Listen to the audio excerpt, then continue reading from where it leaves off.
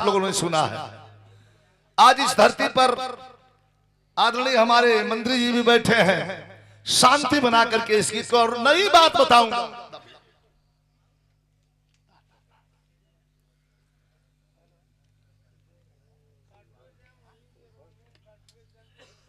और देखा ये कृष्ण का अंश बाबा खाटू श्याम की सुंदर तस्वीर है, और ये अंग वस्त्र भी है, 500 रुपयों का पुरस्कार है। शुभ नाम का भैया? अच्छा, प्रत्याशी हैं, क्षेत्र पंचायत सदस्य के प्रत्याशी हैं कौशिक यादव। तो खाटू श्याम के खुद ही शरण में है, आप कहना क्या है। 500 रुपए का पुरस्कार दिए हैं। बहुत बहुत प्रणाम। जरा ध्यान से सुनिएगा इस बिरहा को। ये बिरहा अपना लिखा था न गवा था। उस जमाने में गवात रहल जो ना जमाने में स्वर्गीय हमारा गुरु जी के जमाना रहे, रामदेव गुरु के जमाना रहे, बुल्लू गुरु के जमाना रहे, तब गवात रहल। बिरहा का शीर्षक बा खून की कीमत। एक पुस्तक मिली है जिस पुस्तक का नाम है वंशावली। यह मैं सिद्ध करूंगा आपको कि वीर लोरिक और सौरू के विषय में इतिहास आपने पढ़ा है, जानते हैं कि वो कहां के रहने वाले थे, कौन है, उनकी पूरी हिस्ट्री इतिहास उनका आपके सामने है। लेकिन एक इतिहास और, आल्हा उदल कौन थे? कुछ लोग कहना कि आल्हा उदल छत्री कुल के थे। मंत्री जी, आल्हा उदल छत्री नहीं, छत्री थे लेकिन यदुवंशी छत्री थे, यादव कुल के थे। आल्हा उदल महोबा के नहीं थे। हमारी वंशावली बताती है, पुस्तक बताती है कि आल्हा उदल महोबा नहीं बल्कि आजमगढ़ के रहने वाले थे, जिस जिले में उजाला जी का घर है। यहीं से दक्षराज, हाँ देखा, ये चंदू को इतिहास पर पढ़ ले हूं, बड़े पुराने आदमी हैं। यही तरह रही गई नहीं तनको हिलना ना ही खिला ना, भगवान कर तू खिया मत। हाँ, उजाला नई रहलीन, एकदम बच्ची रहलीन जब गाँव तो तब वो ऐसा रहला। अब इनका शादी ब्याह हो गई, ये चल गए अपने घरे, लौट के अलिन, वहां से गावत बजाओ थे, तब वो तू ऐसा ना हुआ। आई लड़कोर हो जाए तब वो तू ऐसा। ला ला में कौन ताली बजाओ है भैया? सुना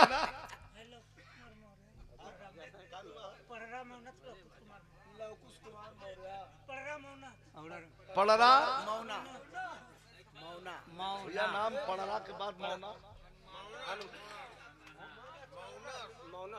मौनक लवकुश कुमार न। अरे भैया आशीर्वाद हो, काफी हो, बैठल ला तो और प्रेम हम ले ले, स्वीकार कर ले। इनका प्रेम है, इन्हीं लोगों का आशीर्वाद लगता है। नहीं तो जौने स्पीड में हम लड़ल लाली पूर्वांचल पर, गाड़ी चूर हो गई थी मंत्री जी, एकदम गाड़ी कंपनी वाले ने मना कर दिया कि ये नहीं बन सकती। लेकिन जिस गाड़ी में आपका कलाकार, आपका भाई, आपका बेटा था, एक हड्डी भी कहीं से क्रैक नहीं हुई। ईश्वर की कितनी बड़ी कृपा है। 10 दिन के अंदर मैंने मंच पकड़ लिया था। मैंने संतोष किया कि मैंने कुछ अच्छा किया है, और बुरा तो किसी के साथ किया ही नहीं। और इंसान हूं, हर इंसान से कहीं ना कहीं त्रुटि होती है, हमसे भी कहीं हुई होगी, लेकिन कोशिश होती है हमारी। भैया देखा, वहां से बोले कि यहाँ माइक लगल, हम 5 मिनट दे देते, आके पर खड़ा होके अपन जितनी भड़ास होके निकालना, वहां से बैठ के सिरिंज से हमार खून मत खींचा। कहें कि तोहरे मत रोज सूत के हम यहाँ ना बैठल है। हम लगातार 3 महीना 90 दिन से लगातार गावत ही रही। आप लोग थोड़ा सा कृपा ना करिए तो हम 50% हम गाय दें, आप 50% आप लोग आशीर्वाद दे दें, साला 100% हो जाएगा। तब ना प्रेम, इनाम पानी जैसे आवत हो ऐसे भेजल करा लो, तनी मन लगी और का नहीं हो भेजवा तो कहीं करब, लेकिन ऐसे तनी मन लगेला। ये हमारे माननीय मंत्री जी मुन्नी यादव जी, जिला पंचायत सदस्य सिटी, ये 4 नंबर से इनकी बहू वर्षा यादव चुनाव लड़ रही हैं। हमारी शुभकामना है स्वामी जी विश्व गुरु भगवान का आशीर्वाद, माई विंध्यवासिनी की कृपा हो, मनोकामना पूर्ण हो। और फिर हम लोग गाने के लिए आए और ये फिर पुरस्कार दिया गया आदरणीय श्री चंद्र जी के भतीजा कौशिक यादव, बीडीसी पद के प्रत्याशी हैं। 500 रुपये दिले रहन, फिर पुरस्कार भेज बहुत बहुत धन्यवाद। तो यहीं से कहानी शुरुआत हुई। आजमगढ़ से पलायन करके भाग के खड़े हुए उनके खानदान के लोग और जा करके महोबा में राजा परमाल के सेना में भर्ती हो गए। तो ईमानदारी तो रंग लाती है मंत्री जी। इतना ईमानदारी से जंग लड़ा कि राजा परमाल ने बिल्कुल अपने गले से लगा लिया और महोबा दे दिया इनाम में। वहीं अलाउद्दीन नाम के 2 बच्चे जन्म लेते हैं और दोनों इतना वीर कि पूरा दिल्ली भी हिल रही थी। पृथ्वीराज चौहान का पैर हिलने लगा था, इतना बहादुर दोनों थे। वीर रस का प्योर वीर रस का भाव है। जरा सा 20-25 मिनट आपसे क्षमा चाहूंगा। बैठ जा विजय भैया, आइए।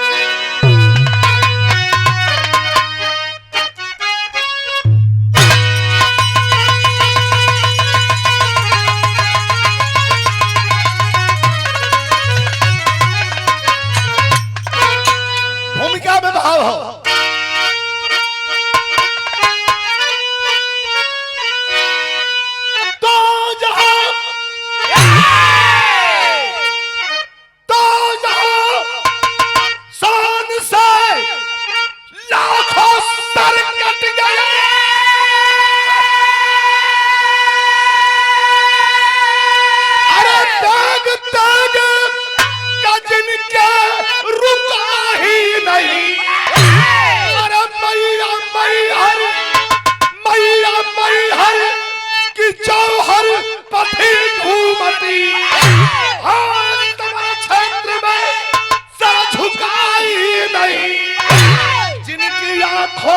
दुश्मन है जो पड़ गया अरे चींटियों की तरह वो मसल कर चले।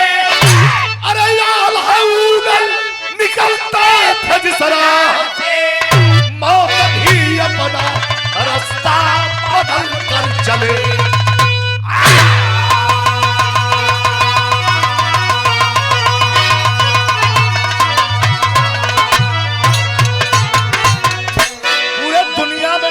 बजा था, अब इस धरती पर कोई लड़ने वाला नहीं था। अलाउद्दीन के आगे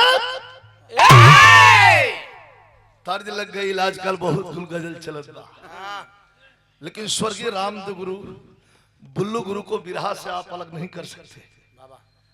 ये लोग बिरहा की धरोहर रहे हैं। कुछ काम भैया धीरे से, ठीक है, कुछ काम उन लोगों ने हमें सौंपा। उनके जाने के बाद बहुत बड़ी जिम्मेदारी हमारे सर पे थी। एक तरफ हमारा मन था कि फिल्म इंडस्ट्री में जाऊं, दूसरी तरफ मन था कि क्यों ना कुछ अच्छा पद मिल जाए लखनऊ में, तीसरे तरफ बिरहा पिकअप से उतर के एकदम पिक पर थी और भटकती हुई निकल रही थी। लग रहा था कि अब बिरहा खत्म हो जाएगी। ऐसे में मैं ऐसे हालत में बंबई से, उस समय बंबई से जो समय रिटर्न के लिए हम 3 साल के बाद, उस समय मैं 20 लाख का हीरो हो गया था। एक फिल्म का 20 लाख 18 लाख 20 लाख 18 लाख हमार और विराज भट्ट नेपाली हीरो दोनों के साथ में स्ट्रगल चल रहा था। कभी हम हो गए थे, लेकिन जब बिरहा की दुर्दशा देखा तो हम कहली कि भैया जहाज के अगली सीट पर बैठले, जहाज के पिछली सीट पर बैठे से नीक हो कि हम अपने फॉर्च्यूनर की अगली सीट पर बैठब। मैं दोबारा लौट पड़ा तो गुरुजी लोगों के याद में ही तर्ज हो लोग गावत रहल कैसे।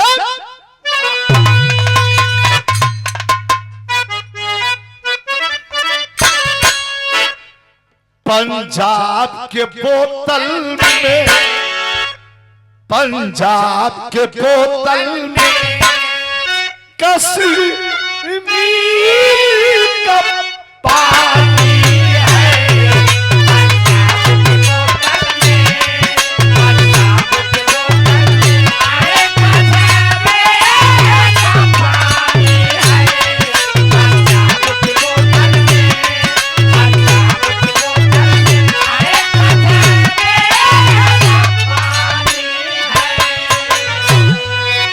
लाइन आऊ कि पंजाब के बोतल में कश्मीर का पानी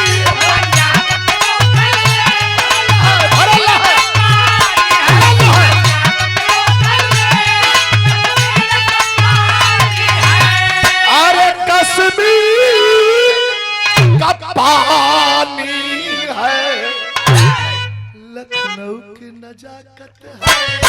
नजाकत एक के साथ सीधा कहना राजन कि लखनऊ की नजाकत है, जना की लठ से मरा था। नजाकत का है कि लखनऊ की नजाकत है, लखनऊ की नजाकत है। अरे बॉम्बे की जवानी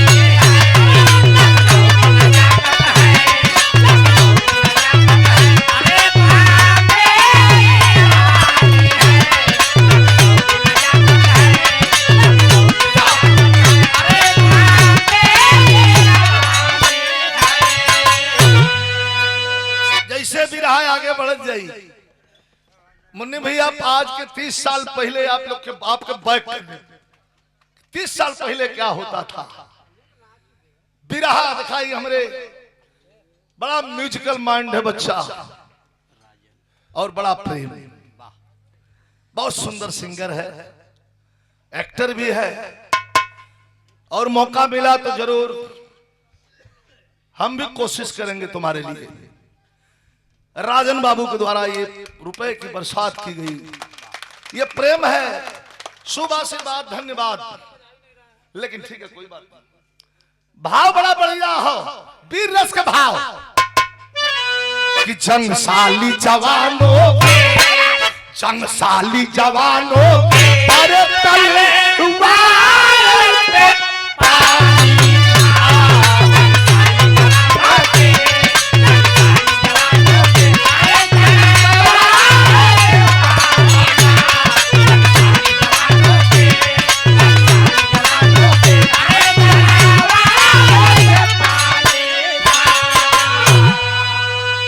और ये 4 नंबर सिटी से आदरणीय हमारे मंत्री जी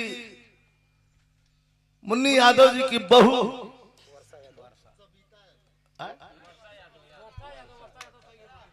वर्षा यादव, वर्षा यादव लड़ रही हैं चुनाव जिला पंचायत सदस्य पद का। स्वामी जी की कृपा बनी रहे, 500 रुपयों का पुरस्कार देकर मान बढ़ाया गया, बहुत बहुत धन्यवाद। और ये बाबा जिला पंचायत सदस्य पद के शानदार सिटी वार्ड नंबर 3 से भावी प्रत्याशी विजय यादव, शुभ आशीर्वाद, धन्यवाद। पुरस्कार बहुत भजवावत हुआ, एक बार तनी यहाँ से आके लोगों को प्रणाम उड़ाम कर लिया भाई ना। अभी बेटा लास्ट हो जाइए पहले पूरा करना। कहानी की शुरुआत हो गई, सुना सुना सुना, बिरताई बाजार में नहीं दिखा। बिरताई कहाँ होले? बिरताई खून में होले। देखिए बिरहा की तिकड़ी क्या है कि जब शेर समर में सन के,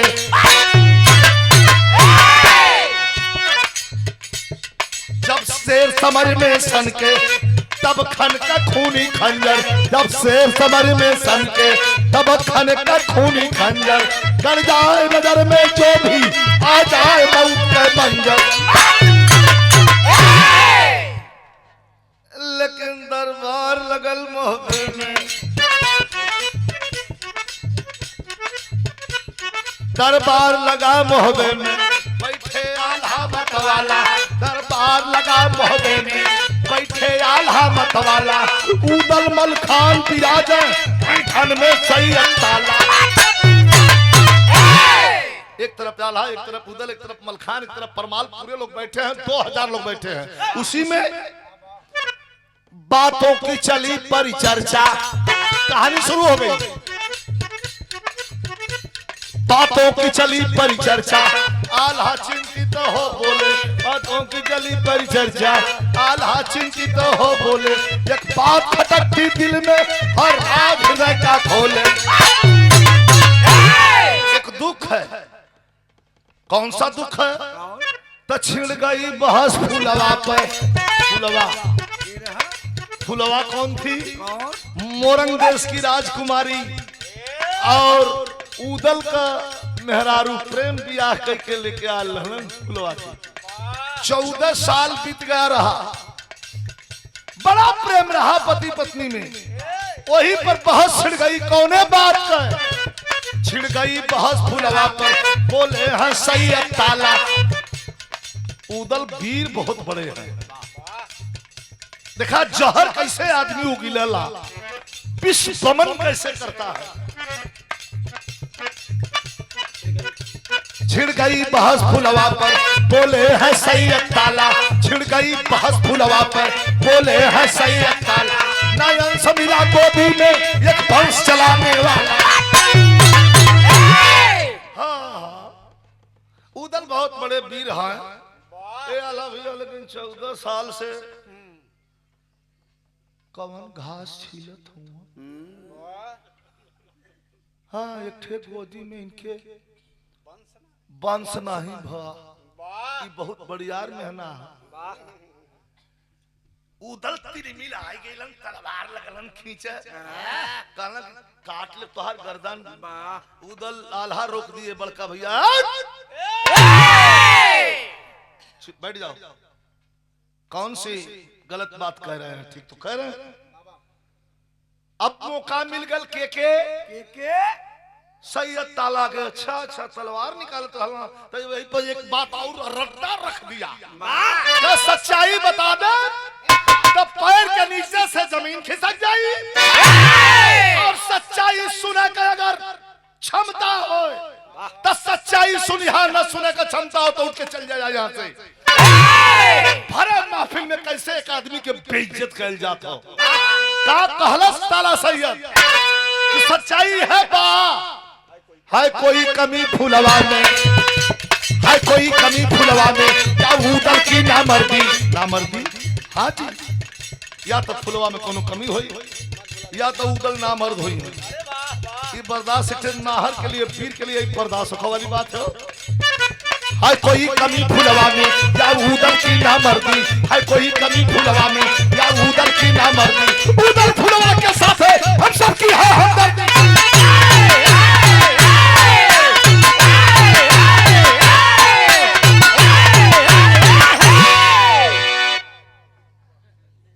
कोई कमी या तो फुलवा में हुई, और नहीं तो उदल है नामर्द हुई। ये भैया जा चल जाओ, मर्द बदे बहुत बड़ी बात है भैया। एकदम बनल है, शांति बनल है, यहाँ तक आवाज नहीं आवे। कोई बात हो तो जरूरी ना है कि एकदम चुप रहो, आप बतिया लें, लेकिन हमरे तक आवाज आई तो डिस्टर्ब। तो फिर वहीं से उदल उठते हैं और रोते हुए तलवार के मुठिया पर हाथ, गुस्से में आदमी होता है तो आपा खो बैठता है। और एक बात याद रहे, हमारे नौजवान साथी, युवा साथी हैं, गुस्से में आके कोई फैसला मत लेना। बिरहा गाने का मतलब सिर्फ बिरहा गा देना एंटरटेनमेंट नहीं है, कुछ अच्छी बातों का संकलन भी रखा जाता है। गुस्से में आकर कोई फैसला मत ले लेना, क्योंकि गुस्से में लिया हुआ हर फैसला गलत होता है।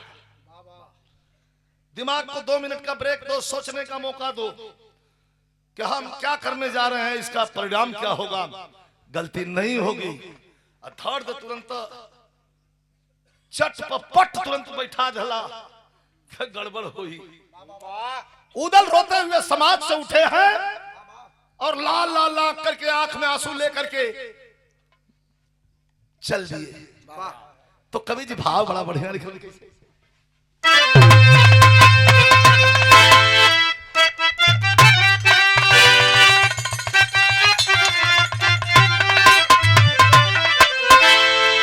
कि खंजर लपेटा, खंजर लपेगा, कि खंजर लपेगा से भी बढ़ के पेट है।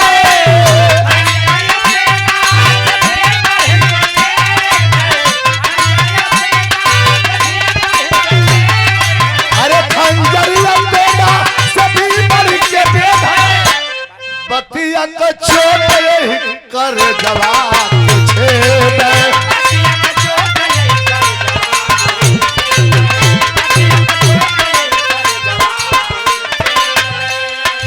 फैसला नहीं ले पा रहे हैं।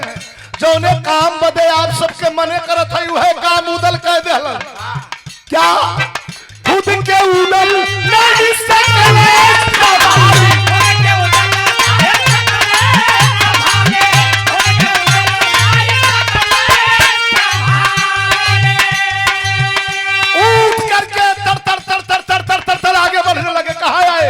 राजमहल में आए जहां फुलवा रानी बैठी है, उनकी धर्म पत्नी बैठी है। खुद के उदल अरे सकल संभाली फुलवा के मोह में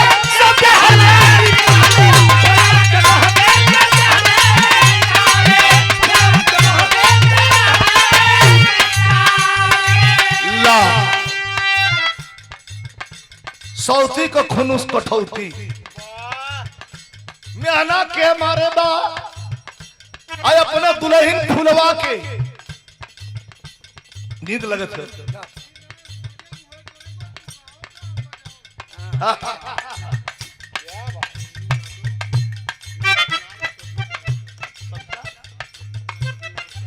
अच्छा वैसा बोला हमारे मुन्नी यादव भैया मंत्री जी के बहू ये सिटी 4 से सविता यादव ना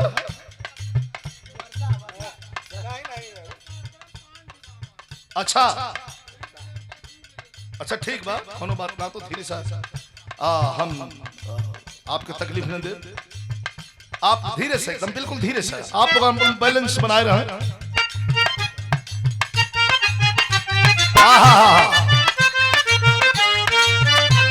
एकदम ध्यान हमारे तरफ रहे। उदल भैया बोला मत उदल मेहना की बात सुन के घर आते हैं और फुलवा रानी का पकड़ करके झोटा निकाल के बाहर फेंक दिए। आई है कह के फेंकलन का अरे मेहना का बतिया बतिया बतिया मेहनत का बतिया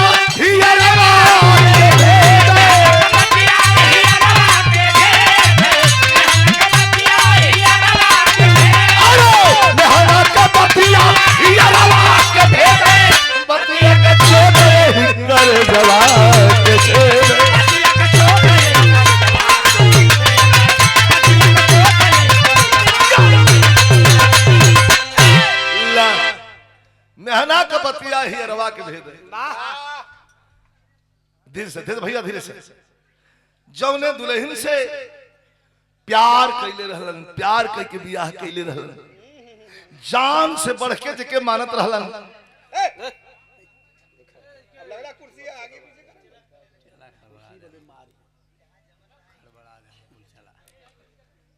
थोड़ा सा 10 मिनट पेशेंस बना के आप लोग सुनल जाए। आनंद बहुत आई लेकिन विरहा सुनो वाली चीज हो। ध्यान आप लोग का भटके हमार का बिगड़े हो। आप लोग बुलौले हो काफी पैसा रुपया खर्चा करके हमारे राजन बाबू बुलौले हो तो एक विरहा तने बढ़िया से हो जाए। कहा पकड़ करके फुलवा रानी श्रृंगार कर रही है और पकड़ करके झटक दिए बाहर कहते हैं उदल की चली जाओ यहाँ से। एक बात याद रहे फुलवा जैसन सुंदर औरत उस जमाने में कोई नहीं। एक फूल से तौलात रहल फुलवा कुंवारेपन में उदल गईलन औरत बन के अपने प्रेम जाल में फंसा के बियाह करके लेके चले टेरी हमारे उस्ताद गाँव कि उदल बने बहुरिया चढ़ल अंग पर पानी जवानी जिंदाबाद हो गई निकाल दिए। जब बाहर फेंक दिए तो फुलवा हाथ जोड़ के कहे कि सरकार काहे कोनो गलती हो गई कहे हमार भैया रो तो भाई बतावा कि एक ठे पत्थरों का बेटवा दे दिए ले रहतू अब भैया हमार खिला ले रहता। फुलवा समझ गई कि दिमाग इनका ठीक नहीं है कोई इनके पीन मार दिए बा कहे स्वामी हमारे बदे कोनो आदेश कहें आदेश ही है बा कि महोबा छोड़ करके निकल जाओ। अगर महोबा में दिखाई दे दोगी तो हमारी तलवार निकलेगी, और तलवार निकलेगी तो बिना खून लिए वापस नहीं जाएगी। बिरहा जो करवट ले लेलस, छोड़ करके उदल मुंह घुमा लिए, फिर लिए चले गए। 14 साल का प्रेम एक बात पर कैसे खटाक से टूटा। 14 साल का प्रेम। यहाँ तर्ज लग गई फिर उस्ताद, हालांकि ये फिल्म का गीत बा, लेकिन हमारे उस्ताद बड़ा हिला के गीत के गाँव कैसे मारते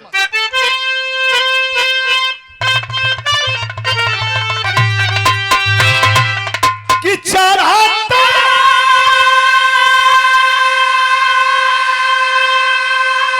अरे चढ़ाता फागुन दिया जारी गई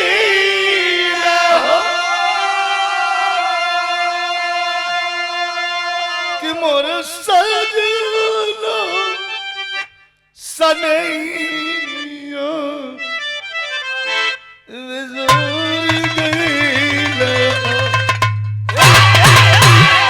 खड़ी होके लचार फुलवा झंखत बा, कहाँ जाई कहाँ आई कि लजिया अरे लजिया के मारे तो नहीं हारा के भटकत फुलावा बेचारी माई अरे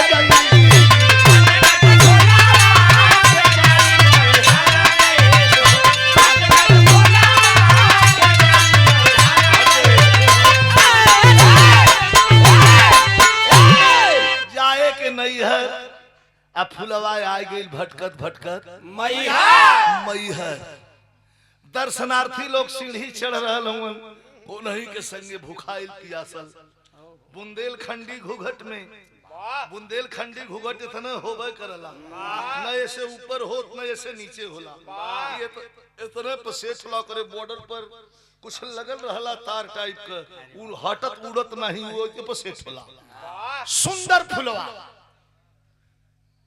बुंदेलखंडी घूघट में ऊपर चढ़त लाल, आखिरी सीढ़ी पर आके बेहोश हो गए। एक आदमी दौड़ल दौड़ल गए पुजारी बाबा से कहलस कि बाबा एक बड़ी सुंदर औरत वही सीढ़िया पर लेटल बा, अरे इतनी सुंदर बा कि वो करे गोरैया के अगवा सोनवा का गहनवा फीका लगत। पुजारी बाबा दौड़ के आते हैं। सिंगारिया बाबा हाथ में लोटा का पानी का जल छींटा देते हैं, और छींटा पाने के बाद जब होश में हुई फुलवा तो आंखों में आंसू है। बाबा पूछे लगन कहा घर बिटिया, रोवे लगल, कहलन नहीं पता। करे तोरे मांग में टटका सिंदूर लौकत रे, कौन है तेरा मालिक? कह कुछ नहीं जानित बाबा, तू रहने वाली कहाँ की है? कह कुछ याद नहीं बा। तब पुजारी बाबा कहते हैं कि जब कुछ याद नहीं है तो हम के अपन बाप चाहे भाई समझ के यहीं रहा। दो टिक्कर लगावा, एक तुम खाया एक हम खाई।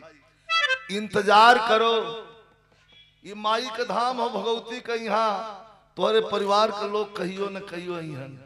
तो कभी कहते हैं मैहर कहे, अरे मैहर कहे पुजारी बाबा, अरे देहलन सरनिया के हमारे रही के बितावा जिंदगनिया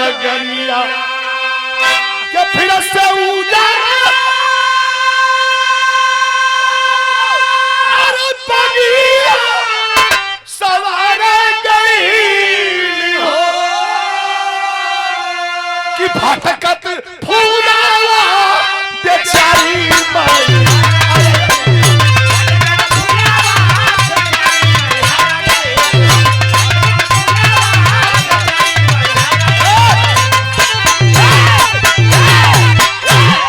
फिर से उजरल बगिया संवर गेली हो, वही मैहर के धाम पर रहे लगल फुलवा। टिक्कर बनावे लगल, माई के सेवा करे लगल। इतना भैया बैठल हूँ, कहानी में थोड़ा सा मोड़ 20 दिन जब बहल रहल तो उदल फुलवा के भगा दिलन का 20 दिन बहल रहल। सृष्टि के संचार के लिए ब्रह्मा के द्वारा औरतों का एक धर्म बनाया गया है, वो है मासिक धर्म। मासिक धर्म से 20 दिन बाद फुलवा महोबा से भगा दिहल गई रहल और 20 दिन जब यहाँ धाम पर बीतल तो फुलवा के महसूस होने लगा।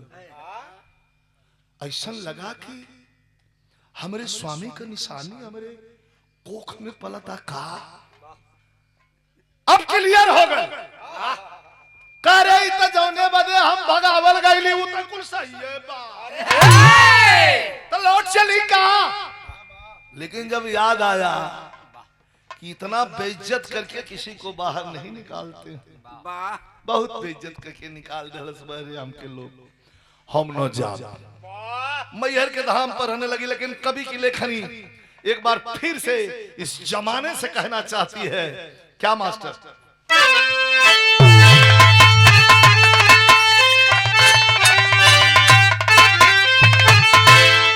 कि अरे जवन बादल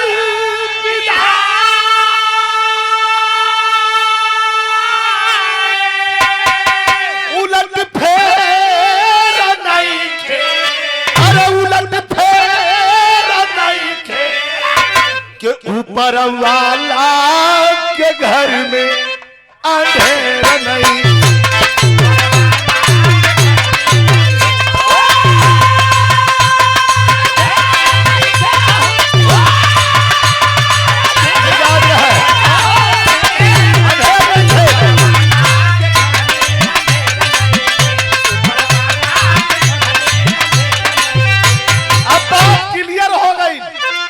जवन माह फूलवा, अरे जवन माह फूलवा के उदल दूर कइले वही महारानी के गर्भ रही गई।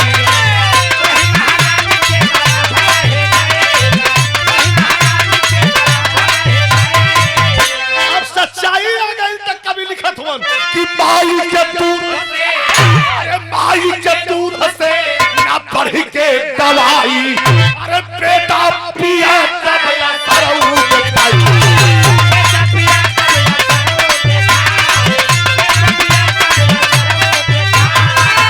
अरे दिनवा पलटे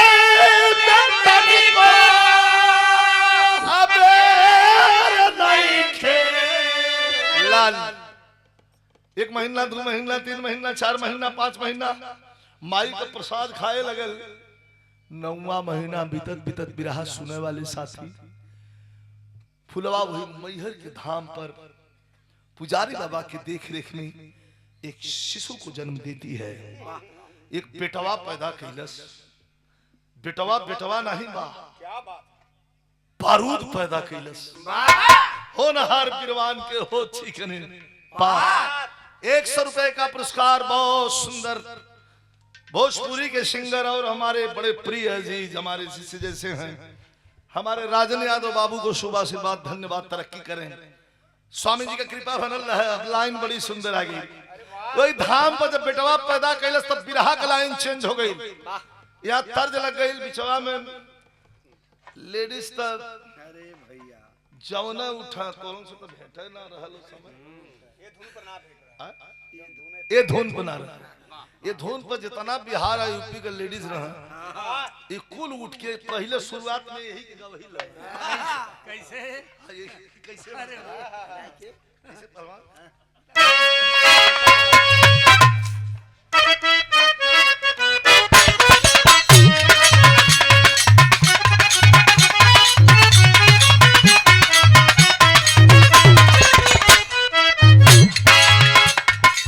लागे मिजाज अभी सही नहीं,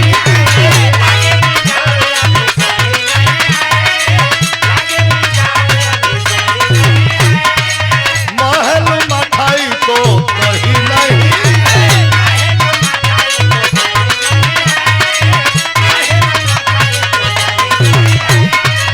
पानी में चूनी जैसे, पानी में चूनी जैसे भोले राजा जी, अरे भोले राजा पानी में चीनी जैसे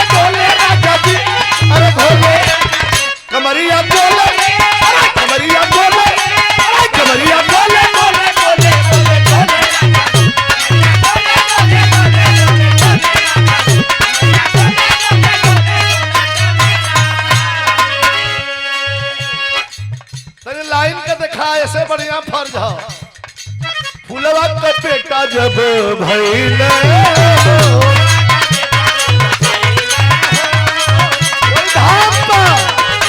अरे नाम अमरजीत बाबा दइले अमरजीत अमरजीत अरे जोश का पारे चढ़के जोश का पारे चढ़के बोले लागल बा अरे बोले लागल बा जोश का पारे चढ़के बोले लागल बा अरे बोले लागल बा जवानिया मरमर अरे जवानिया मरमर अरे जवानिया मरमर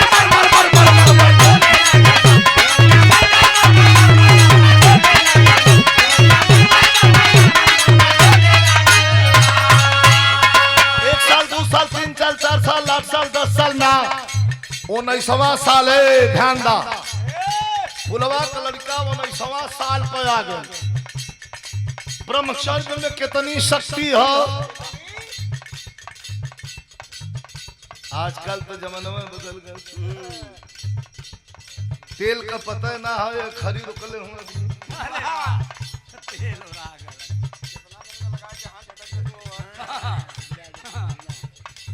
और आदरणीय हमारे अभिभावक हमारे गार्जियन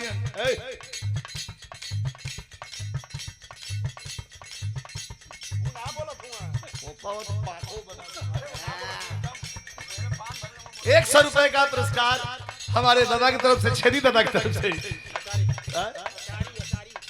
अटारी की धरती से यहाँ बाबू के हमारे प्रणाम सब हिंद के प्रणाम। 20 साल का उम्र भाई है। कितना जल्दी दिन बीतल लगल रियाज मारे चाठा का के लगल दूध पिए आ जितना साथ प्रसाद रहल कड़ी छोड़ा मुनक्का घी हलवा को खाए होय के आ लगल नीचे अखाड़ा रहल ओई जंगल में मोहबे वालन का अखाड़ा रहल वही पर रियाज मार के तनाव बना देल। ब्रह्मचर्य का शक्ति अरे दवर के पेड़ान खा जब मारा पेड़वा हिल जाए इतनी तैयारी कर रहल आ तौले विधायक बना गई तब नहीं घरिया तब नहीं घरिया मैहर के नगरिया अइले आल्हाए काए आल्हा उदल के भैया आके अखाड़े पे अपन लंगोटा नहीं चढ़ा के अरे देह गरमावे लगलन। बगलिया में देखलन कि एक लड़का बा अपने मन करी याद मारत बा पूरी धरती पसीना से पौतल बा इनके जलन होवे लगल। हे सारे का देखा ऊ का जाना कि हमारे खून होई हमारे भैया के लड़का उदल के लड़का कुछ नहीं पता बा। उदल के ईर्ष्या आल्हा के ईर्ष्या जलन होवे लगल। अरे हम इतना बड़ा लड़वैया 4 जाने का जोर अखाड़े में कराईला उदल का मलखान का परमाल का ताला सैयद देभा तिवारी 5 जने के लगा के निकाल दीजा। ये देखा कन कहां से जंगली सरवाया के मारे रिया मारत हमरे आला करे लड़के बड़ा रियाज मारत हुए जोर पूरा नहीं भला तैयार हो जा।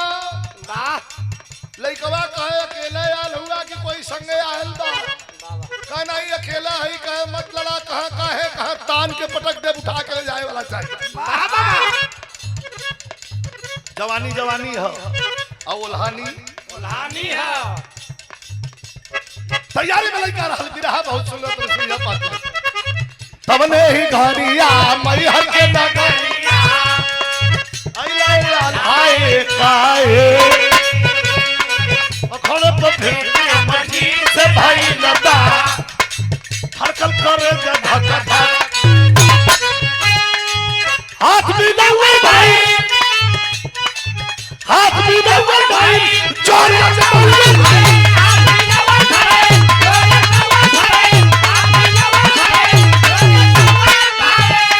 हाथ भी दउए भाई जोर से भाई देखा देखा ना पूरा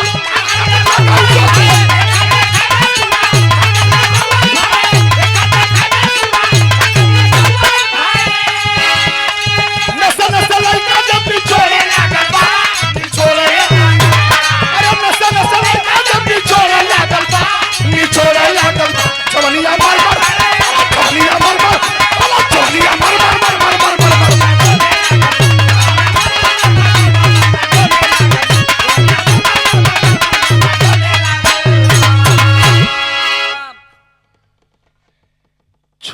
गलती करी वो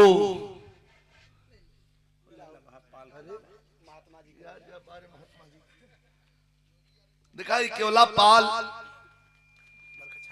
हमें बरकछा अटारी ने वो गाँव का दादा वाला 5-6 साल हमारे कन रहल हूँ सुख बदब था ना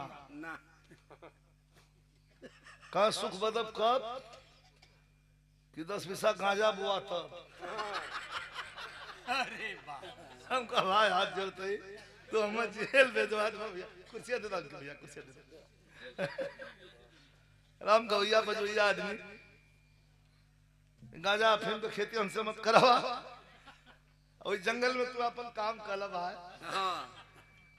कुला के यशो दरोगा सिटी कंट्रोल के लिए रहा सब सलाम करला प्रणाम करला तो ऐसा कर तब फनवावत हुआ के आगे कुल हथकड़ी लगा के दीजिए नसे नसे लड़का जब निचोड़े लगल बा गलती अगर छोटका कैलाश साधु जी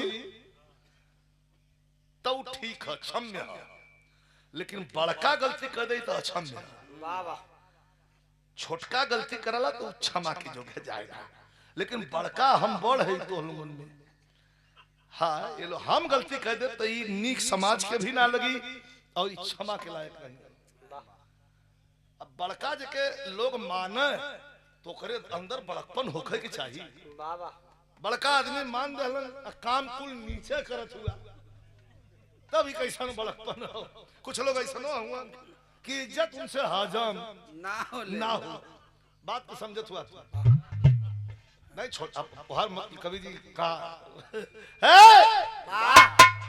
हमारे कोपा कवि जी हैं क्या बात है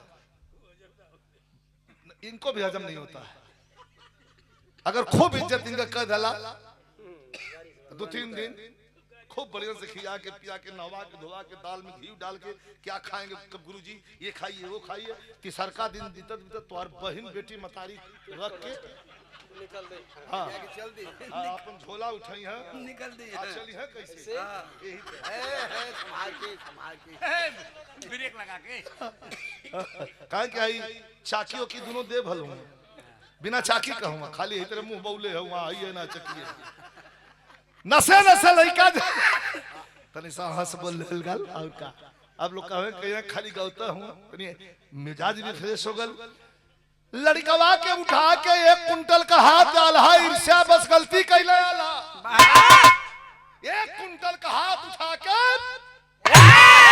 फुलवा के लड़का के गर्दन पर था एकदम मरते छौड़ी आगल हो दे चल गल कहे रे चचा अरे मर्दवा तू तो बड़ा दुष्ट हुआ कहो यार काटा लड़त हुआ का हम बचावत है हम कहाँ बचावत है आला हंसे लग रहा बचाव मत आओ ता सारे जनता न हम के है 19-20 साल का लड़का रिया जी आयल हर से घूम के आला के इशारा कैलस कि हाउ कहा वहीं घूमलन तौले उठा के जौने हाथ मरलस कि आला भक्त मुंह से माटी वाह सुहरावे लगला यार और ताकल लगला अरे बाप रे अरे कोनो देखत त ना न है यार ई कवन लइका जौन आल्हा के मारत है मुर्गोन में गिरत सजग हो गया आल्हा पनपना गेल कलारे लड़के क्या तुझे अपने जान की परवाह नहीं है कहे देखे में तो भला मानुस लगत हुआ लेकिन बोली में तोरे रावण छिपल देखा में भला मानुस लगत हुआ लेकिन जो रावण मोती बोलत हुआ हमार देह जेल जाते तोरे लड़बा तो लड़ा बकवास मत कर मुट्ठी बांध के चबुरी कैसे तान जाला ऐसे मुट्ठी बांध के चबुरी तान लहलन आला आ कहलन कि यहां से मुआ ले तो के तब बस शारदा माई का दर्शन करब नहीं तो कसम है शारदा माई का दर्शन न करब लइकवा कहल तोहां दर्शन लिखल भी ना तू जोन मार ऐसे कैले लड़बा तो लड़ना नहीं लड़ला आ नहीं हुरा हुरी करबा तो वो कहला वो में हम पीछे ना है तनी आ जाई लाल बिहारी मिश्र वाली तर्ज लग गई एक हम लोग अमर कदली फिल्म में बॉर्डर थे इठे हमारे फिल्म आवेले हमारे भाई के दिनेश लाल निरहुआ लास्ट मंच यहीं से गा के गया ना? सही है ना? लास्ट मंच यहीं से गा के गया। इसके बाद वो कई दिन से हमसे कहा, कवि जी से कहा कि भैया फिरा ना सफरत हो। तो एक्टर तो था ही, हमने कहा कि क्या मन है कभी हम फिल्म में जाओ। तैयारी करवाए हम लोग और मेहनत किया, क्योंकि क्यों घोर के ना पिया हो। मेहनत करिए, रास्ता आदमी दिखा देता है, मेहनत करके खुद मंजिल तैयार कर लो। और उसने मेहनत किया, मंजिल तैयार किया। और आज आजमगढ़ से भले ही सांसद था, मैं विरोध में था, मैं समाजवादी पार्टी का कार्यकर्ता हूँ। मीडिया वाला एकदम लेके गाड़ी हमारे ही पीछे लखनऊ में दौड़ कर कहा तो आपका भाई भाजपा से लड़ रहा है, हमका तो लड़ने दीजिए। मर्द मेहरारू अलग अलग पार्टी से लड़ना तो भाई है, गलत है कि सही? तुक ना बैठला तो मर्द मेहरारू अलग अलग पार्टी से लड़ जाना, ना तुक बैठा था तो लड़ने दीजिए। बहुत बहुत बात रहल, लेकिन जो होना होता है वो होता है। हिम्मत मर्द और मदद खुदा अल्लाह कलन की बिना मोले जाब ना, कलन तुहरे आशा पर पानी फेर दे। वहां उल्टा हम ऐसा कसम ना आओ पर जाइए, कौन है आओ पर ललका। अब 15 दिन दवाई सब गोल का भूसी पियला इनके उजरका परत रहलू। हां काहे ने ललका परवा देता। कमन तर जाओ ई बॉर्डर फिल्म में हमरे भाई के और हमार फिल्म है, जन में एक फौजी के किरदार हमने भौले ही। ओय में एक गीत भी गौले, झंडा फहराओ के देशवा किसान है झंडा तिरंगा, किस्मत से बने कफनवा जगह देशवा के जनवा ऐसन कुछ। वाह, वही में गीत गावल बा। कवन गीत बा मास्टर?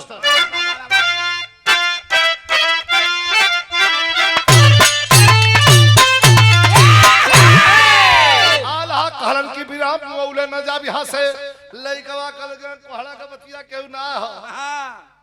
हां जोन चाकर पीठ ले ले हुआ सागवान के पीढ़ा मतीन, वाह चरका दे पिठिया चरक जाई। वाह, अब नया लइका कह कि मुट्ठी, अरे मुट्ठी जब की भी चले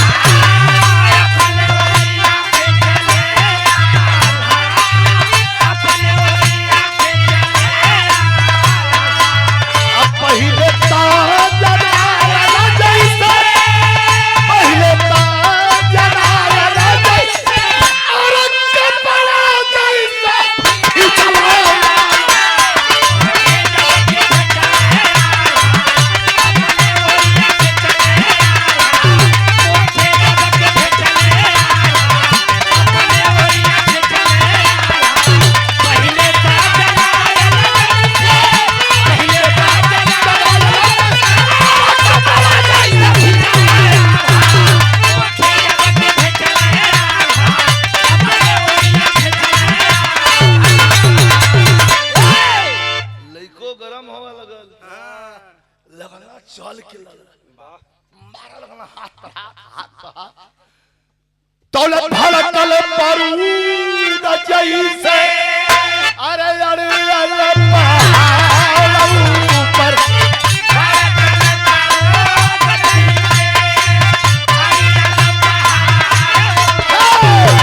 दिखाइए गुस्सा कितना गड़बड़ कैला। अरे अल्लाह के औला सलाम, अरे अल्लाह के औला सलाम, अबिया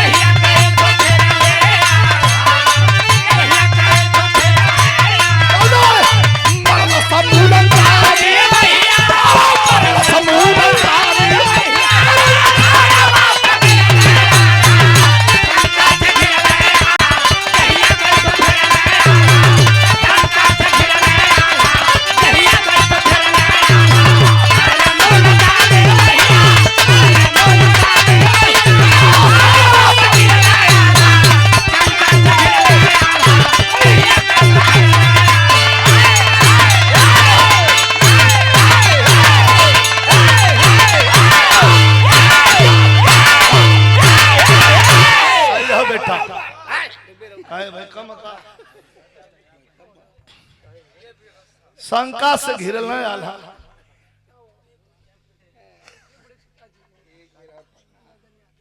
आदरणीय भैया भैया भैया भैया बाबू मदन यादव जी, हमारे राजन बाबू के बड़े पिताजी हों।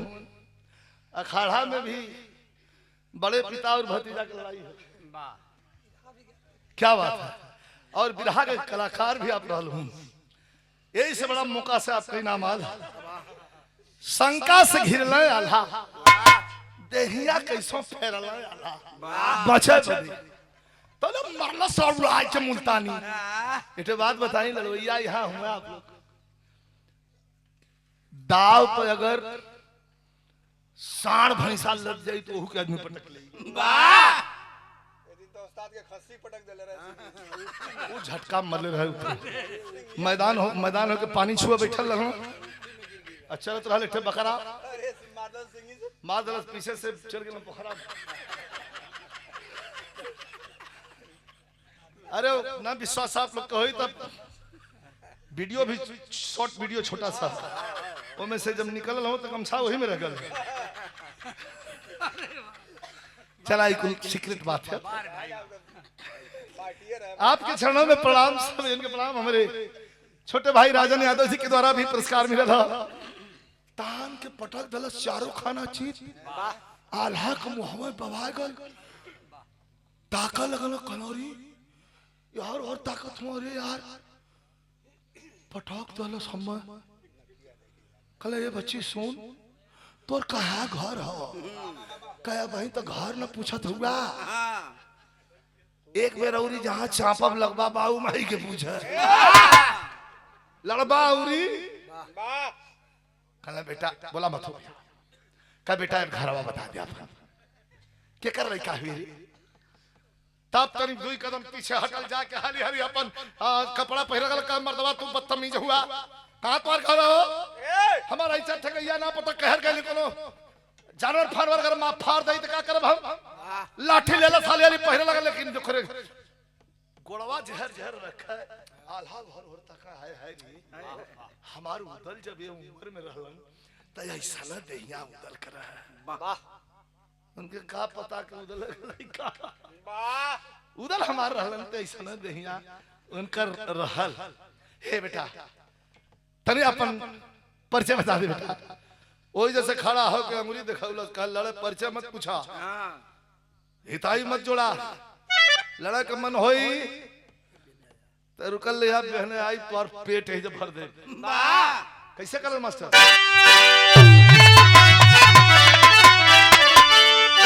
तेरी अलग अलग हिसाब से गवा ले लेकिन बिरहा में हमारे स्वर्गीय राम तो गुरु का हिसाब अलग रहल साधु जी वो अलग का गाँव है कैसे गाँव टेरी अरे ललकारी जब बाई कह बुढ़ावा अरे ललकारी जब बाई कह बुढ़ावा अरे लड़के शेर समर में पटक के सीना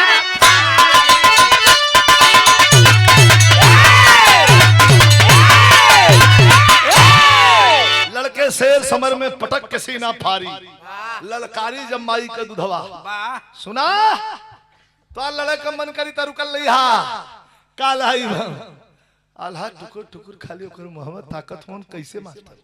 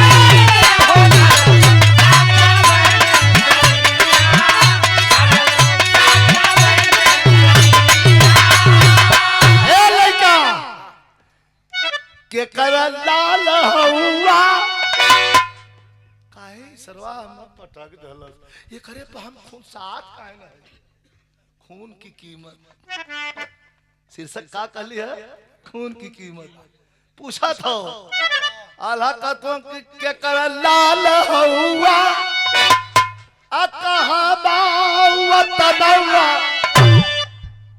कवन मतारी तो हर कहीं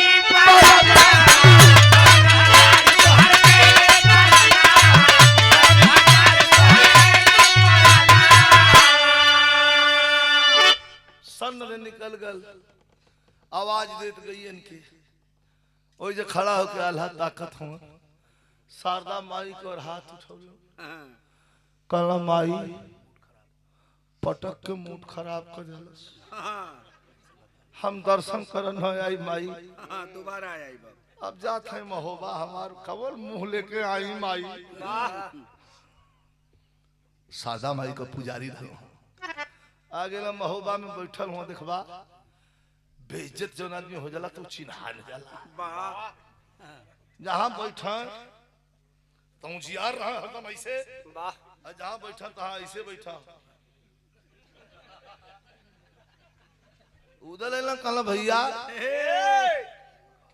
तो हाड़ा उड़ा कटले का कैसन मुहवा फुलौले हुआ कुछ तो गड़बड़ है तुम कोनो बात ना करना ही बतावा दर्शन कैला कला दर्शन तो ना कैली हो कहां कुछ छिपावत हुआ एक कल लाद का हमार भाई यही कुल हम समझत है जौन छिपावत हुआ पकड़ के ले गइलन हर आल्हा से पूछलन कहला बतावा कहला बताई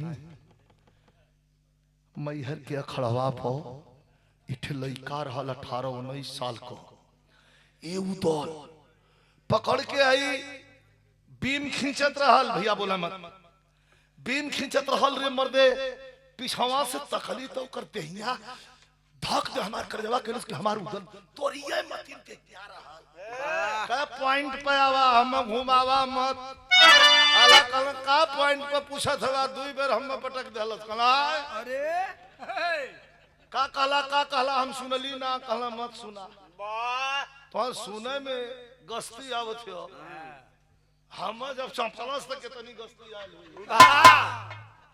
हाथ जोड़ थे बात कहा कई कवन लइका रहल ते दो कदम पीछे हटल उदल एक वीर पुरुष का कोई वीर वीरता का अगर गुणगान करे तो समझ लो उसमें है दम बारूदों से आसमान भरे अरे भड़क गए हैं बघऊदल मोहब्बत की धरती खाटी है अरे एक पैदा वीर हुए बारूद यहाँ की माटी है मोहब्बत का इज्जत लुटा के इलाहा कमन रहल मर्दवा अल्लाह कल ना भेटाई ओई जंगलवे में निकल गई कले धरती पर जाओ इस सारे की खोज के पटकर अपने भाई के बेइज्जती का बदला ले अल्लाह करना की सुना कोपा कभी कहते कहाऊ सहकल गोह भी एली पाड़ा ये ना हो कल राहे था भैया मान जा भागल नहीं नहीं कहाँ का खड़वा मैहर लड़ल जंगलवा में भागल कहे तब यहाँ कुश्ती ना होई उधर कहा कि भाई का बदला ले और मैहर के धाम पर कुश्ती होगी आज के 10 दिन बाद पछैया हो डुगडुइया पिटा गई बुंदेलखंड से लेके उत्तराखंड तक सब कोई जुट गल कि खाली उदल लड़ी है दूसरा कोई न लड़ी जवन माई बाघ पैदा कैले हो गो बाघ के छोड़ दे उदल से लड़े बदे वो लड़का के खोजे बदे एक एक वीर सजे मोहबे से रण देखन रणधीर चले एक वीर सजे मोहबे से रण देखन रणधीर चले कसा लंगोटा बाण के फेटा सभी मोहबिया वीर चले पहले में आके लगल भात दाल बनना आदमी अपन तेल पानी वही कुंड में स्नान कर वही अखाड़े पर जान हो रियाज पानी करे पचैया के दिन आयल हो उदल 10 बजे अपन महावीरी टीका लगा के पानी रोरी उठा के शारदा माई के धाम करी फेंकलन कहना कि ला तो हूँ ये दरिया हो भाई हमारे इतना बेइज्जत हो गल और दो माई के लड़का रखूं हां ये दरिया हो चुपचाप बैठ के ताकत है देखा साला कहाँ है वाला जब नहीं आवे उधर पूछे आला भैया का कारे भाई का चिन्हा चिन्हा चिन्हा कहले इतना चिन्ह है कि जरूरत ना हो के देखता है हम चिन्ह चढ़ गल है आखिर पर वो जोन पटकले हम वो हमारे आँख पर चढ़ गल भैया 3:30 4 बजे गैयन घुरिया कोई पेड़ के हम लगा के आयल चढ़ल बड़का लुंगी वाला तहबन खलीफा वाला पहले हाफ कुर्ता कमीज कलरवा वाली पहले हाथ में डंडा लेले मैहर के चुनरी पहले अखाड़ा पर चढ़ल तो उदल लंगोटा जंगिया में रहलन भीड़ कहत बा के हम ही हई अरे चढ़ल जब अखाड़ा पर तो उदल से इतना लंबा वाह आल्हा धीरे से जा के उदल के काने में कहला इहा वाह कहा दौड़ के गइला उदल जाके दो बेर गोल पटकलन और पटक के देहलन ताल कहवा करे सुनीला की बड़ा लड़वैया हुआ हमारे भाई के पटक देहला फिर हम के भी पटक के दिखा दे लइकवा पूछलस कि पहले ही बतावा तोलोन कोई भाई हुआ हां पहले ही फाइनल करा एक फाइनल करा हर हफ्ता में झंझट हम मोल नाले एक हफ्ता में एक भाई लड़ा एक हफ्ता में दूसर का कई भाई हुआ लो दुइये ना और एक टेंगो दे लगले बुला ला हां आल्हा धर के उदल के कहला का कहला मत लड़ कह दे कि हमारे पेट में दर्द हो गई कहे काहे कहा कि हम जानत हैं तो के लड़ाई ला ई धरते तो के गाज दे तुरंत वाह हम पटकले है भाई जाकी पाँव ना फटी बेवाई उका जाने पीर पर आई अबले हमार पीठ चरकल है ए उदल इज्जत दे रे ससुरा हम तो अकेला लड़ली ऊ जनलस आ हम जनली अतः जोन हई बाजा बाजा बजाए बाजा बजाए के जोन चित हो जात हुए उदल कहो भैया तुम आवश्यकता से बेसी ना बोलत हुआ का कहला ना मनबा जा तोर बड़ है तजुर्बा हमार का तो धय के छटक दलन कला हटा वर लम्बे जा के मेड़ के हम बैठ के अपन आल्हा हनुमान चालीसा पढ़ल हनुमान जी लाज रखिया शारदा माई को ताखा कान हार लो को इनके अरे वाह कहा हमार बायां हाथ खजुआ था बाई आंख भी फरकत तो के ही निश्चित पटकी उदल उदल कहला आज के बाद हमसे बात मत करिया हमारे पास बात महोबा में हुई तू इतना बड़ियार गीदड़ निकलबा अहमद डरवाई का हद सावत हुआ ये 3 दिन के चिरकुट सारे से लड़े बदे देखा है कर हम गति का करीला आए लड़कवा हाथ में लड़ कल भैया तब अब हो जा कहना 10 बजे काल हुई दाल भात ना किसान के गप दे ठेल गया ऊपर मंदिर पर जाके माई से कहलस कि माई रे फूलवा कहला का हो बेटा कहे माई एक घमंडी सरवा के 8 दिन पहले पटकले रही है ऊ का जा ओकर अपने भाई के लेके आलो बदला ले वो बदी ये माई तनी सादा माई से आशीर्वाद दिवा देती है वो सारे के पटक दे हंसा लगल फुलवा के हमार लइका कबो हमसे 20 साल की उम्र हो गई मंगलस ना वाह पहली बार मंगले हो जा कोई शारदा माई के सामने लइका के बैठा के केवाड़ी बंद करके मंदिर का आई है जो न अपन अचरा लइका के कपार पर उठा के कलश की भगवती ये कुश्ती नहीं हो ये महोबे के इज्जत का सवाल हो भगवती भी कंफ्यूज है अरे महोबा नीचे हो आई महोबा ऊपर हो कौने मकान हमार लइका 20 साल तोहार सेवा कैले है बर्तन मजले है पूजा कैले है हमार लइका धरती पर कोई होकर बिना पटकले एक लौटैया मत नहीं तो आज है मंदिर छोड़ा बा चल जा यहाँ से भगवती के सामने टीका लगा के अब फुलवा कलर की जो है धरती पर कोई तो के ना पटकी माई का आशीर्वाद कमेटी की तरफ से मनी कराया एक कमेटी की तरफ से अगले साल धनतेरस पर गायक विजय लाल यादव गाजीपुर ओम दीवाना बिहार उजाला यादव आजमगढ़ कार्यक्रम कहाँ हुई यही जो बिहाने खोखी आवे के हजुआ मुंह बाय खड़ा रहा मर्दवा अगले साल का बात अगले साल एक झूठे इतना फुटेज कैला समय बर्बाद भइल। अगले साल के जी के रही ना रही जला हम अपन जिम्मेवारी लेते, उजाला भी अपन जिम्मेवारी लेते और जिम्मेवारी तोहन समझा ला। अब भीड़ गैला दोनों आदमी का सांस रुका ले हो। अरे भाई जे ना जाना था उतल उतल हो हाय कौन निकल का रे ई सरवा दौड़लाल ई जान गई का रे करे उ बात न हम आए दे ई मानत का है ना रे मिला गए थे बुढ़ऊ रहूं ई छेदी दादा मती दौड़ के गई ना कहना करे बेटा देखा में बड़ा सुघर लगत है मर जइबे भाग सारी लइकवा कहल के दादा तो है अब हम इनके पटक के तो हम माला पहिराइला दादा कहल के नाम मन 90 न करी मास्टर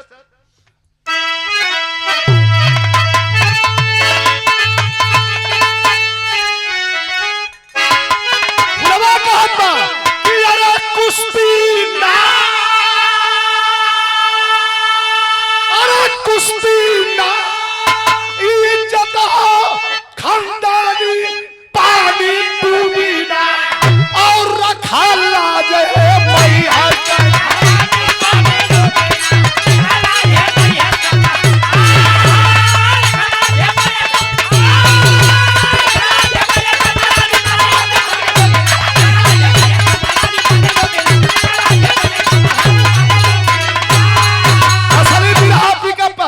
चाय वाले एकदम आवाज नहीं चाहिए धीरे धीरे खाली चाय पिलाओ तब ना हटिया बता खून से खून गया खाने अरे खून से खून गया खाने भाई नहीं आज भिड़ंत हो तब मिला के पंजाल मर्जी चरखी पे घुमर तुरंत हो ये लड़वैया और हमार भाषा बुझत हुई जवानी हाथ में लौला अब तरफ पकड़ के रूम घूम गल छटक के हो दे उदल खड़ा भइल आला कहला का हो कहली है ना अरे अब्बो से कह दे कमर में चमक है बच जाई इज्जत भाग हंसत हो उदल तौले हंसले उदल अरे हंसले उदल भाई करत पार छलखानी पानी डूबी ना अब जब कई मिनट में खाए दे खत्म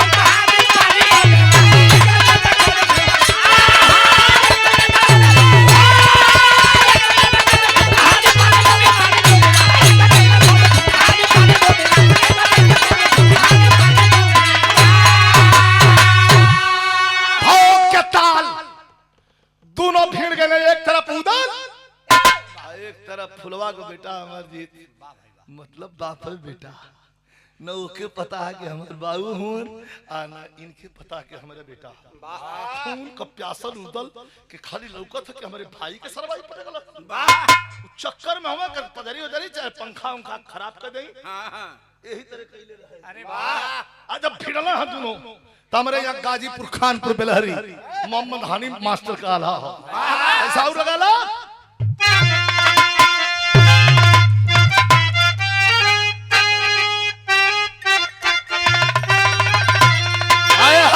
दोनों जब फिर गए तक कभी कहा था मन के लोहा के लोहा जब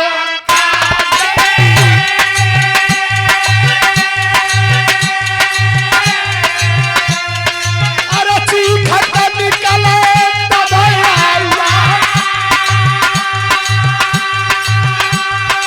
अरे अपने और खींचे बधाऊ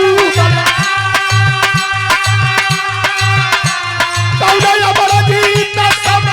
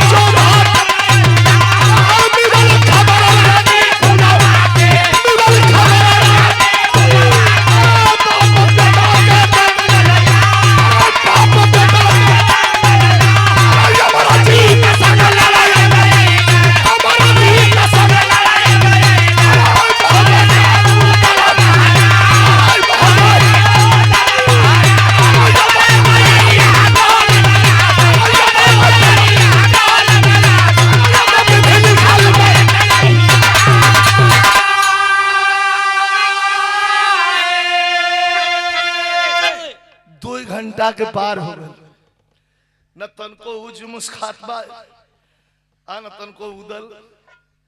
एक आदमी नीचे से कुश्तिया देखता है, चल गए ऊपर धाम पर। फुलवा कुछ माई का पूजा वाला बर्तन रहल छोट बड़, ओके धो के माज के अपने हाथ में लेके मंदिर की तरफ बढ़त रहल। खड़ा हो गए, कहलन सुनबू बिटिया तुहार लइकवा का? तो फुलवा हंस के कहलस कि लड़ेगा ना। कहा लड़े भेजले हो? कैसे लड़े भेजले हो? कहा कि आज ब्रह्मा लड़ी हम तब वो पटक के आई। कहे वो कैसे? कहा ब्रह्मा के बहन से आशीर्वाद दिवले ही आज ब्रह्मा लड़ी हम तो पटक के। कहा ब्रह्मा ना लड़ल हूं, जाए दा बेटी तो के भरोसा है तो ठीक है। कलयुग के हनुमान से लड़ गल। फुलवा रुक गए, कहा कलयुग का हनुमान? कलेजा धड़क गए। कलयुग का हनुमान कैसे लड़ल? तो आदमिया कलश की अमर जीत संग लड़े जी मोहबे के उदल महाराज। आए है थरिया चंद छूट गई, रोवे लगल। वीर रस के विरह में करुण रस का भाव हो। अब वीर रस का पूरक करुण रस होला। खाली टोटल वीर रस लिख जाई तो विरह का मतलब नहीं रही, थोड़ा भावनात्मक भाव हो। फुलवा रोवे लगे। भैया रुका, जाके मंदिर के अंदर शारदा माई का मूर्ति के समक्ष बैठ गई। जर्जर जर्जर आंख से आंसू बहत बार रोवे लगल। कहलस की माई बेइज्जत कई के महोबा से निकाल दहल गईली, तो से कोनो शिकायत ना कईली। 20 साल अपन बेटा लेके ए जंगल में अपन दिन बिता ले, तो से कोनो शिकायत ना कईली। लेकिन आज जौने दोराहे पर हम खड़ा कैले हो, एक तरफ हमारे मांग का सिंदूर हो, एक तरफ हमार अछरा। एक प्रश्न का जवाब दे दा भगवती। रोवे लगल दहाड़ मार के फुलवा। कल से एक प्रश्न का हमके आज जवाब चाहिए तो चाहिए। बतावा कौने के कहीं कि हराय दिया या कौने के कहीं कि जिता दिया, एक जवाब हम दे। पुजारी बाबा कहलन बिटिया अरे पागल, माई के यह मंजूर रहल, भाग के जल्दी नीचे जो 3 घंटा के पार हो गल। जैसे भैंसन का लड़ाई हो वैसे लड़ल हमन तन को जुम से कोना खात हमन लड़के मर जावन कुल। 3 घंटा के पार हो लड़ल। आदमी अपने दांत पर दांत बजूले हमन चुपचाप बैठल हो, सब कोई देखत हो। लड़का बाहबा लड़का बाहबा लड़का बाहबा। अरे बाप रे, उधर के 3 घंटा रोकले हो। हंस के घूम के आवे लड़त लड़त किनरवा से मटिया ना उठावा ना पहलवान लोग उठावे तो कहे कि वहीं तो इनके खिलावत है। इनके ऐसन पटकब कि इनका का फाटे भाई न बताई फाट जाई तब देख। अब आहुर उदल कर माए पौछत के जाए तो मार के अंटी पड़ दे फिर। आदमी जब गुस्सियाई तो आपा खो गई। अगर मार के दौड़ पकड़ के सब हुआ और तो मार के अंटी में बैठा। अब बैठा के 2 बेर ठेंगुनवा उठा के गर्दनवा टन टन मार दे, फिर उदल खड़ा हो तो फिर किचकिचा। अल्लाह कहला धीरे से काहे न मनते कह दे कि हमरे पेट में दर्द है ससुरा। अरे मान जो रे, ई देख अब टाइम आ गई है। ये जबान तो के पटकलस ला ला ला की ताकत होना ला। फुलवा कहला जल्दी जो बेटा। जैसे हमारे यहाँ बहन बिटिया धान का रोपनी करल तो अपने धोती यह धोतियों कहल जाला। हमारे गाजीपुर आजमगढ़ में उधर साड़ी कहल जाला, बनारस में धोती। जैसे वो साड़ी का कछान मार देली, कछान मार के रोप लेनी, वही तरह फुलवा अपने चुनरी के उठा के कछान मार के कमर में चुनरी बनल। आ 2 सीढ़ी धड़ धड़ धड़ धड़ कूदे लगल। आ यह मुरी देखा के चेतावत चल है मास्टर।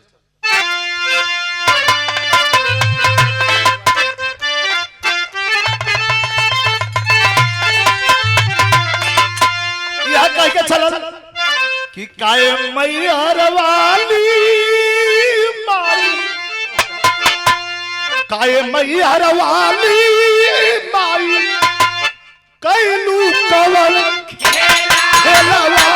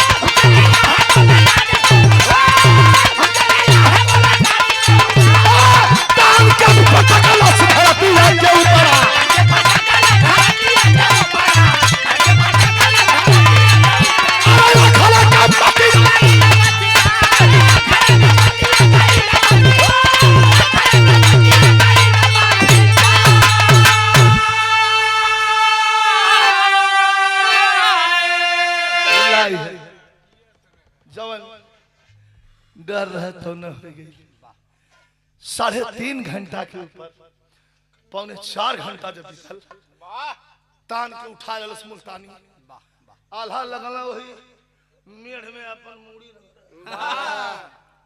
टाइमिंग जब ही उठाउलस आ तले फुलवा कर माई अखाड़े के ताती पर चढ़ गई जोर से वही जैसे चिल्लाई खबरदार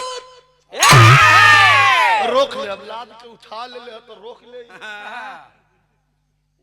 कैसे रोक ली उड़ा दलस गच से नीचे हाथ दे छाती पे बैठ के ठोकलस दू बेर आदमी जोन थपोरी बजा वाला रहना सबको थपोरी आके तने पर रुक गई अपने पल्लो बतियावत हुआ उधर के पटक दलस अरे ई कौने का लइका हरे फुलवा पहुंच गए नजदीक जाके अपने बेटा मस्जिद के गाल पर तार तार दू थप्पड़ जौड़ी आ गल देखल कह माई तू कुश्ती दिखा आई निका रे पटकले ये घमंडी सरवा बुंदेलखंडी घूंघट में फुलवा के आंख में आंसू कह छोड़ दे कह नहीं छोड़े मत को इशारे परक गलू ये ठोरा के मुंह आज दे राजी यही सारे के मुंह आवे दे फुलवा कह रे बेटा छोड़ दे कहना छोड़ा मत को फिर दूसरा कहता मारत काहे के है सुनीला के जीता वाले के इनाम मिलला आता झपड़ी ले जा समझ में आवत ना कलाई पकड़ रस इमोशनल हमारे राजन बाबू के द्वारा 100 का पुरस्कार शुभ आशीर्वाद धन्यवाद बड़ा इमोशनल भाव कलाई पकड़ लस छाती पर बैठल उदल आसमान देखत हूं धरती पर सुतल हूं आदमी सब कुट कुट ताकत हम मेहरारू कौन बा तो मेहरारू भी कोनो ऐसा तैसा ना लाखों करोड़ों में एक रहल फुलवा एक ठे फूल से तौलात रहल इतनी सुंदर रहल अमरजीत से कहला छोड़ दे कहना पर मेन पॉइंट है 2 लाइन भी रहा हो ये 2 लाइन पर निष्कर्ष हो जे कहल जला कलाई में चाय वाले चाय गरम हो पंचम पाल चाय वाले। कहाँ दुकान है जा पियली है तो बतावा डबल घटा तोहार हो गई। वहां भी पैसा ना लेला, यहाँ 50 रुपया देऊ दिला हम। चला अच्छा बयान एक बार और कोशिश करा।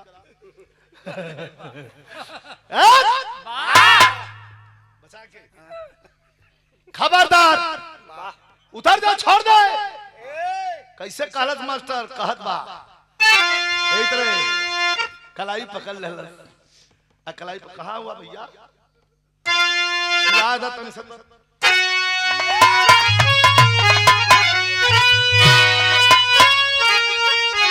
दो लाइन सुनिया। रोवत बा माई बेटा के बीच के वार्ता। उदल कुछ समझत ना हो, खाली अकबका बका निचवा जैसे अकबका ताकत हो कि कुल हाव।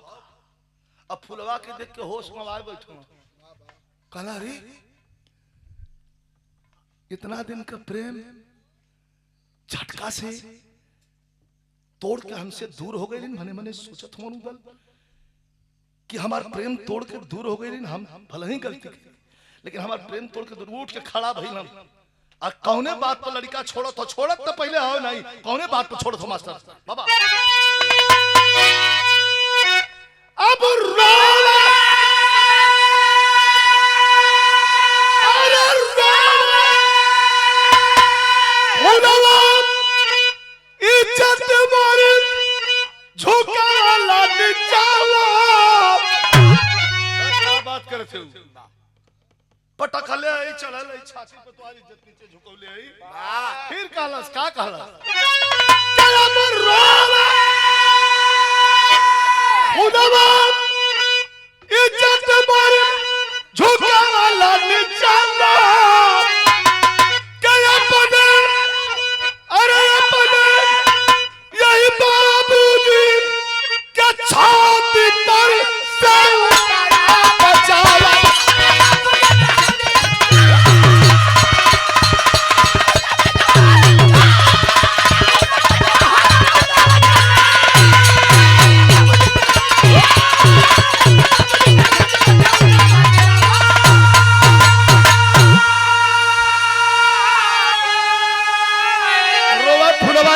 झुकवला निचवा अपने बाबूजी के छाती पर से उतरा बचवा। छटक के हो दे खड़ा भल का करे माई यह बाबू हुआ।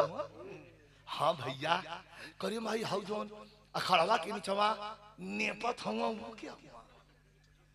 तकलस फुलवा देखलस का अरे बाप रे बाप तोर बड़का बाबू हुआ का धात तेरी की बेमुरौवत दोनों जाने के हम देख देली।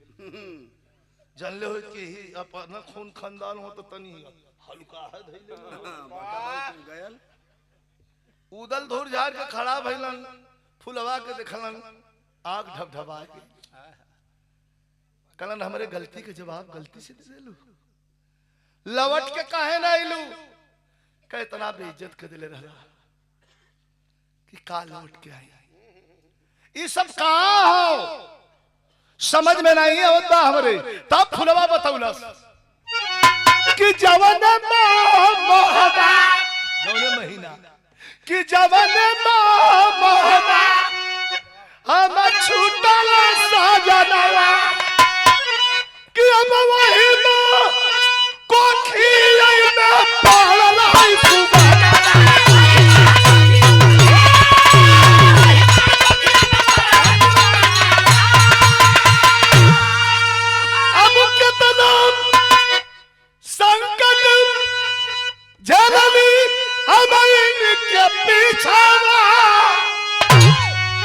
अपने बाबूजी के छाती पर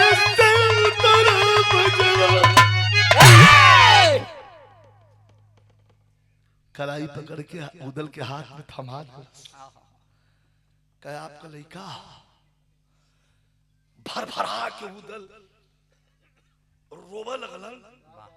पकड़ के सीने से सटा के दूर हट जाए फिर देखा ओकरे कोरी फरफरा के रोवा लगलन। कला हमार लड़का है हमार लड़का ये धरती पर तोहे पटका लगे हो। वाह आल्हा के दौड़ के धर के गोड़ आ उदल रोवा लगलन कि बड़ा महंगा सुन रही भैया हमार लड़का का कहत हुआ का यहाँ ये फुलवा रानी खड़ी है, हाथ जोड़ के फुलवा कलश की माफ कर दिया तोहना लोग का बेटा तो उनकी बेइज्जत कर दलस, हरा गलस तो उनके। तब उदल कहन कि चुप चुप चुप चुप चुप चुप चुप। दुनिया में जितना लड़ाई लड़ले है कुल लड़ाई जितली, जितना कुल लड़ाई जितले का खुशी नहीं बा, उससे ज्यादा ये लड़ैया के हार गले में खुश है। ये लाइन सबके बदे हो। उदल खड़ा भइलन, बहादुर भी रहलन, विद्वान भी रहलन। उदल जी सबके बदे लाइन जमाना बदे हो। कहलन कह रहे तू का कहलू कि दुनिया में चाहे, दुनिया में चाहे के कि दुनिया में चाहे हर एक बाप समझदार हो, अब बेटा वो कर निकले वो उससे शानदार हो। दुनिया में हर पिता यह चाहला कि ओकर पुत्र ओसे भी शानदार हाई कि जब कोई नूर बाहमान के लगावा कल्पना बाबूजी का छाती पर उतरा।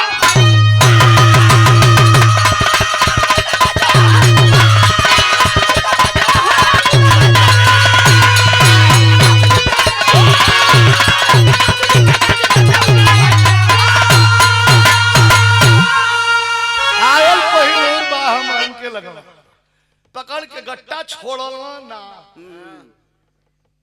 भूख खाली पेट का नहीं हो, प्रेम कभी होले। इतना प्रेम में पागल हूँ कि एक पकड़ ले गट्टा हमर जीत कर लेके गईलन धाम पर। अब वह से उतरत कर गट्टा पकड़ के लेके उतर के अइलन नीचे। अब वही जैसे अपने पास अपने संग घोड़ा के गर्दनिया जोड़ के एक संग बैठ के बाप बेटा आगे आगे आल्हा पीछे एक पालकी मंगावल गई महोबा से। फुलवा रानी में बैठ के और अइलिन महोबा में एक बहुत बड़ा कार्यक्रम रखल गया और कार्यक्रम में घोषणा भई